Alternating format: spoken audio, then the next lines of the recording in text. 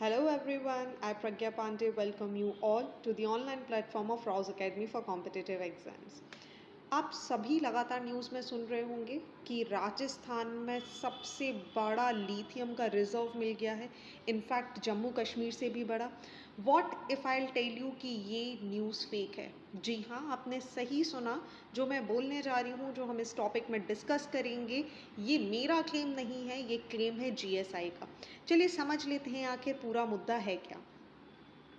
देखिए, आप बहुत सारे न्यूज़पेपर की कटिंग देख सकते हैं, आपको अलग-अलग न्यूज़पेपर में देखने मिल जाएगा जहां जीएसआई ने क्लैरिफाई किया है कि ये जो रिपोर्ट है लार्ज लिथियम रिजर्व डिपॉजिट की राजस्थान में जो आइडेंटिफाई किया गया है, ये बेसलेस है। अब देखिए ये पूरा मुद्दा गरमाया ही क्यों था?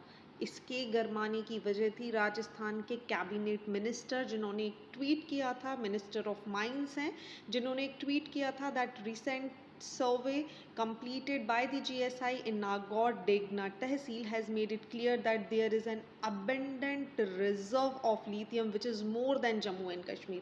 और इसी के बाद अचानक से आपने देखे कि लिथियम के शेयर्स बहुत ज़्यादा बढ़ गए, बहुत सारी न्यूज़ आपको देखने के लिए मिल गई, सुनने के लिए मिल गई, जहाँ पर ये बातें बताई जाने लगी कि ये लिथियम के जो रिजर्व है, जो जम्मू कश्मीर में लिथियम के रिजर्व मिले थे, which is about 5.9 million turns, उससे भी बहुत ज़्यादा है। अब देखिए जियोलॉजिकल सर्वे ऑफ इंडिया ने इसको क्लैरिफाई करते हुए एक रिपोर्ट रिलीज़ करी जहाँ पर उन्होंने बोला कि ओके, हम बहुत सारे न्यूज़पेपर में इन्होंने ये सारी चीज़ें देखी कि इस तरीके की गलत बातें सर्कुलेट हो रही हैं, बट इन्होंने क्लैरिफाई किया कि यस, जो सर्च है ये यहाँ पर जारी है, लेकिन ऐसा बोलना कि ये बहुत ज़्यादा रिजर्व मिल गए हैं, इनफैक्ट जम्मू कश्मीर से ज़्यादा भी रिजर्व यहाँ पर हमें मिल गया है, दिस इज़ बेसिकली बेसलेस। ये कुछ न्यूज़पेपर की कटिंग्स हैं जो मैंने आपके लिए यहाँ पर लगाई हैं, आप इसको देख सकते हैं।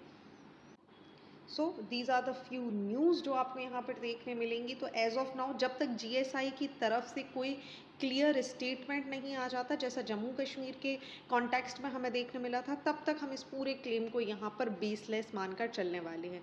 हालांकि अभी यहाँ पर एक्सट्रैक्शन किया जा रहा है, यहाँ पर डिगिंग की जा रही है, और जब एक फाइनल रिपोर्ट कंप्लीट हो जाएगी उसके बाद ही अंदाज़ा लगाया जा सकता है, एस्टिमेट लगाया जा सकता है कि यहाँ पर कितना रिजर्व हमें देखने के लिए मिलेगा।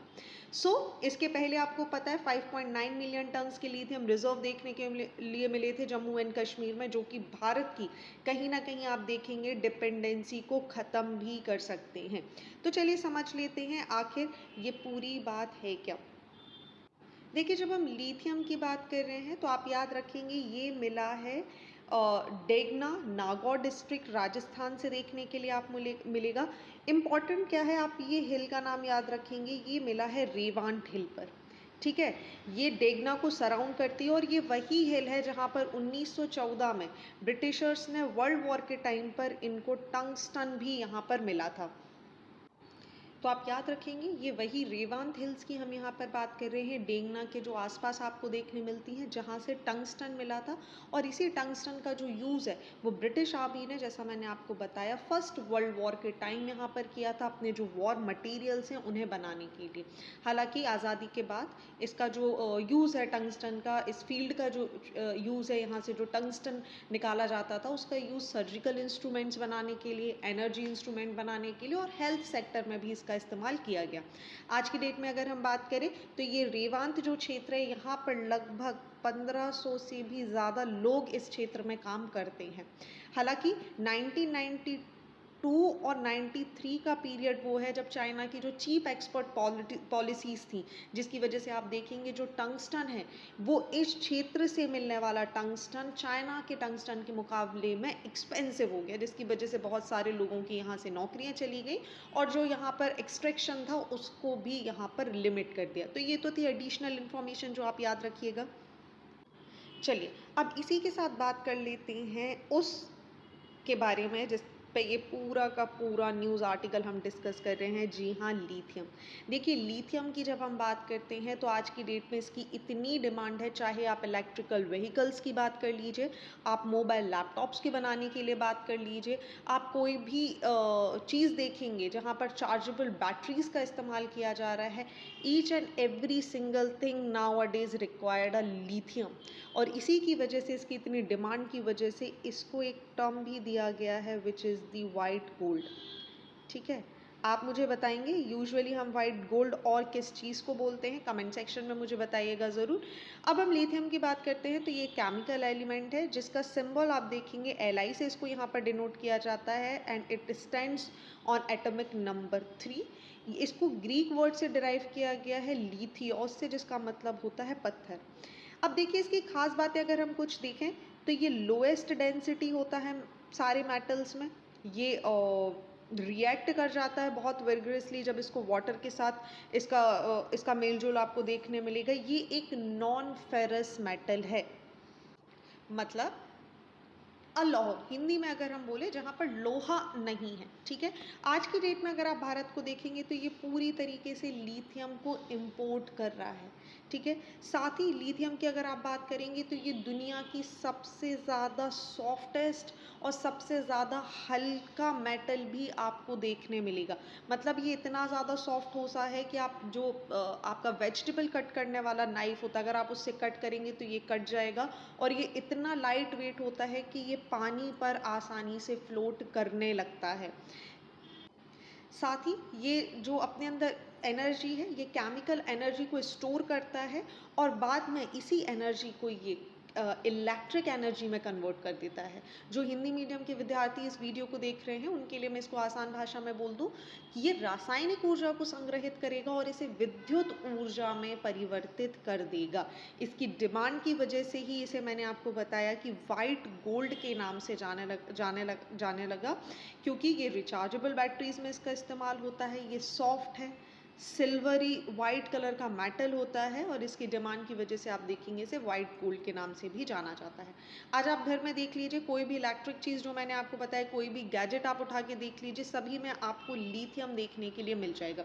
इसी की वजह से इसकी पूरी दुनिया में डिमांड है। और 1 टन लिथियम की अगर आप बात करेंगे, जस्ट 1 टन लिथियम अगर आप देखेंगे तो वर्ल्ड में इसका जो प्राइस है दैट इज़ 57.36 लाख रुपीज़। और यही कारण था कि जैसे ही राजस्थान के रिजर्व के बारे में यहाँ पर बात की गई थी, अचानक से लिथियम के जो स्टॉक्स हैं वो बढ़ गए थे। अब देखिए, वर्ल्ड में इसकी डिमांड क्यों बढ़ी? देखिए, हम कहीं ना कहीं एनर्जी सेविंग की बात कर रहे हैं, हम रिन्यूएबल सोर्सेस ऑफ एनर्जी की तरफ मूव करने की बात कर रहे हैं। चाहे आप एरोप्लेन्स ले लीजिए, ठीक है, चाहे आप विंड टर्बाइंस की बात कर लीजिए, आप चाहे सोलर पैनल्स की बात कर लीजिए, आप इलेक्ट्रिक मोबाइल्स की बात कर लीजिए, किसी भी डिवाइसेस की बात कर लीजिए, यहाँ पर लिथियम का जो यूज़ है वो बहुत ज़्यादा बढ़ गया है। इनफैक्ट अगर आप वर्ल्ड बैंक की एक रिपोर्ट के हिसाब से देखेंगे तो 2050 तक आप देखेंगे कि लिथियम की जो डिमांड है उसमें 500% का इंक्रीज़ आपको देखने के लिए मिलेगा। चलिए, लिथियम के बारे में और बातें कर लेते हैं। इसको एक्सट्रैक्ट किया जाता है अलग अलग तरीके से, डिपेंड करता है कि इसका डिपॉजिट किस तरीके का है। जनरली इसको सोलार एवेपोरेशन के थ्रू या लार्ज ब्राइन पूल्स के थ्रू या हार्ड रॉक से इसको एक्सट्रैक्ट किया जाता है। जैसा कि हमने डिस्कस किया इनके यूजेजेस के बारे में, तो आप देखेंगे ये रिएक्टिव और एक एल्कलाइन मेटल होता है।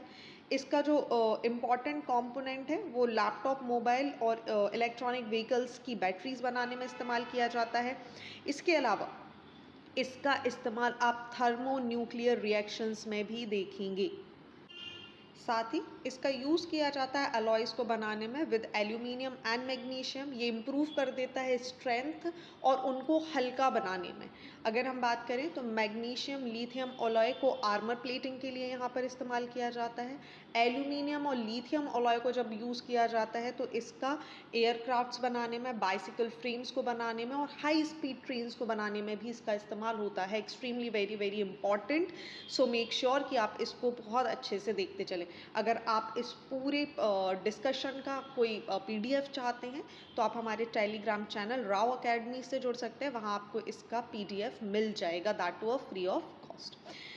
अगर इसके अलावा हम इसके और यूजेस की बात करें तो मेडिकल में इसका यूज़ होता है, जहाँ पर non rechargeable batteries for thing like जब हार्ट पेस मेकर्स की बात करते हैं, ट्वाइस या क्लॉक्स की बात करते हैं, जब साइकेट्रिक मेडिकेशन की बात करते हैं, डेंटल इम्प्रिंट्स की बात करते हैं, यहाँ पर आपको इनका यूज़ देखने के लिए मिलेगा। न्यूक्लियर वेपन्स जैसा हमने डिस्कस किया वहाँ आपको देखने मिल जाएगा। इंफ्रास्ट्रक्चर जैसे aircraft, bicycle, frames, high speed trains as we have already discussed, यहाँ पर इनका इस्तेमाल आपको देखने के लिए मिलेगा। साथ ही मैग्नीशियम अलॉय, लिथियम अलॉय का जैसे आर्मर प्लेटिंग में यूज़ होगा। उसके अलावा हमने देखा aircraft, bicycle, frames, high speed trains को बनाने में इसका यूज़ किया जाता है। हाइग्रोस्कोपिक मटेरियल्स बनाने में इनका इस्तेमाल किया जाता है, जो कि इनका साथ ही इस्तेमाल आप देखेंगे एयर कंडीशनिंग और इंडस्ट्रियल ड्राइंग सिस्टम में भी आपको इनका इस्तेमाल होता हुआ देखने मिलेगा।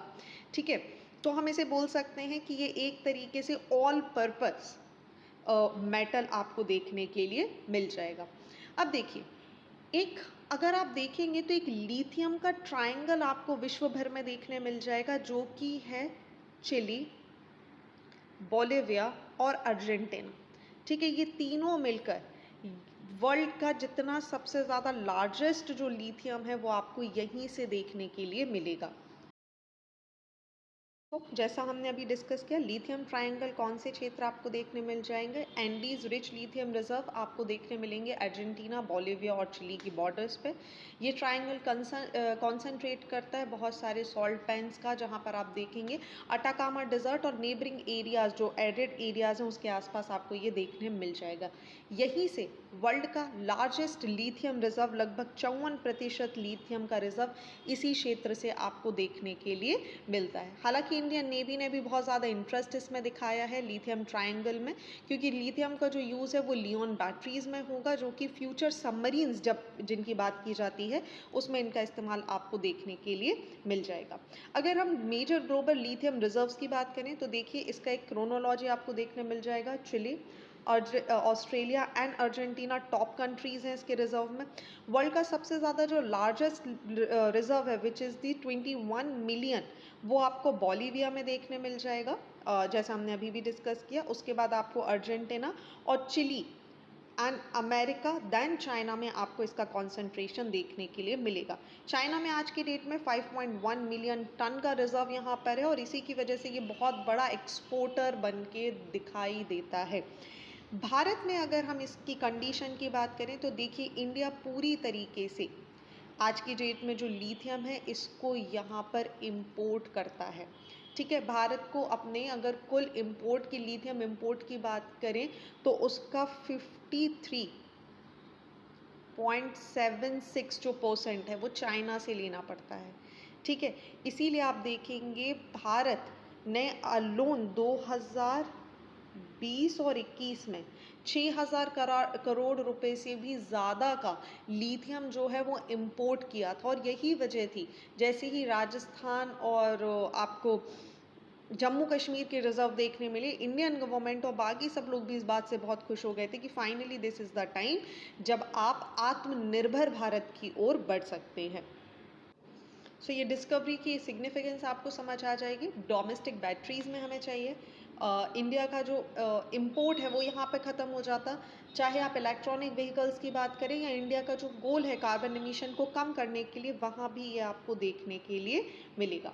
चलिए आगे अगर हम बात करें और कौन सी जगह हैं जहाँ पर आपको लिथियम के रिजर्व देखने के लिए मिल जाते हैं, तो कुछ सर्वेस किए गए हैं बाय दी GSI, जिसमें पता चला है कि स्मॉल पैचेस में सदर्न कर्नाटका मांडे डिस्ट्रिक्ट में आपको ये देखने मिल जाएगा। राजस्थान, बिहार, आंध्र प्रदेश, उड़ीसा, छत्तीसगढ़, रन ऑफ कच्छ, गुजरात में भी आपको ये देखने के लिए मिल जाएगा। सो आपको याद होगा जो GSI की जो रिपोर्ट है उसके हिसाब से अभी 5.9 मिलियन टन का जो हमें लिथियम का रिजर्व मिला है, which is the inferred reserve resources G3 category का ये है। ये आपको सलाल हाई माना एरिया जो कि जम्मू कश्मीर का क्षेत्र है वहाँ से मिला है। ओके, सो इन्फ्रेड का जिनको मतलब नहीं पता है वो ये बात समझ लीजिए, मतलब इसका हिंदी में अगर हम मतलब बोले तो विच इज़ दी अनुमानित, मतलब ऐसी रिसोर्सेज की यहाँ पर बात की जा रही है जिनके आइडेंटिफाई आपको हो गया कि ये है, लेकिन इनकी क्वालिटी क्या है, कॉम्पोजिशन कैसा है, अभी ये सब नहीं किया गया है, इसीलिए इनको एक टर्म दिया जाता है inflate. Okay, so I hope यहाँ तक सारी की सारी चीज़ें आपको क्लियर हो गई होंगी रिलेटेड विद दी लिथियम। आपको ये जो गलतफहमी थी राजस्थान वाली वो भी आई गेस यहाँ पर आपकी दूर हो चुकी होगी। सो राव अकेडमी लेकर आ रहा है scholarship test for UPSC MPPSC 2024। Date है इसकी 5 जून 2023, 11 बजे से 1 बजे तक ये स्कॉलरशिप टेस्ट होने वाला है। और बिल्कुल चांसेस हैं कि अगर आप इसमें अच्छा परफॉर्मेंस देते हैं तो आपको 100% तक स्कॉलरशिप मिल जाएगी। अधिक जानकारी के लिए आप नीचे दिए गए QR कोड पर को स्कैन करके जानकारी ले सकते हैं, और नीचे दिए गए नंबरों पर आप कॉल करके अपना रजिस्ट्रेशन भी यहाँ पर कर सकते हैं। So thank you for watching this video. Do not forget to hit like button, comment your valuable feedback, and also press the subscribe button to never miss any updates. Please follow us on Instagram and Facebook. Links are given below in the description box. Thank you and see you tomorrow.